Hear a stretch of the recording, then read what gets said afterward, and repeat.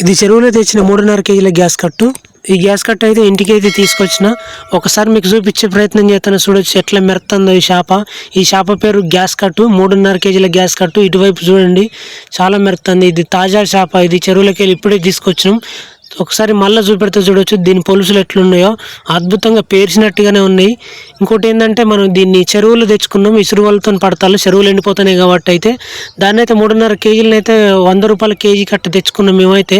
ఇది చూడొచ్చు ఎంత ఎండకైతే మెరుతా ఉంది ఈ చేప.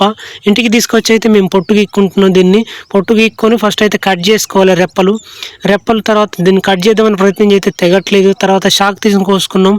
ఆ తర్వాత మళ్ళీ కత్తి పెడితేనే కోయాల్సిన సందర్భం ఏర్పడ్డది. కత్తి పెడితేనే కోసినాం. చివరికి అయితే ఈ పొట్ట కోయడానికి అయితే చాలా టైం పట్టింది. ఈ చేపను మొత్తం కోయడానికి 1 గంట సేపు పట్టింది. ఇందులో ఒక బుగ్గ వెళ్తుంది, మీకు చూపెట్టాలి. చిన్నప్పుడు ఈ బుగ్గను ఎవరైతే ఆడుకున్నారో వాళ్ళు కూడా కామెంట్ చేయొచ్చు. ఈ బుగ్గ సప్పు బెడ్ ఉన్నట్టే ఉంటుంది, చూద్దాం కిందేసి. ఈ చేప పొట్ట భాగం అయితే తెల్లగా ఉంటుంది. దీంట్లో పొట్ట భాగంలో ముళ్ళు అయితే ఏముండవు. ఒకసారి కట్ చేసినాక చూపెడతా ముక్కలు ఎంత తెల్లగా ఉన్నాయి అనేది చూడొచ్చు. తెల్లగా ఉన్నాయి.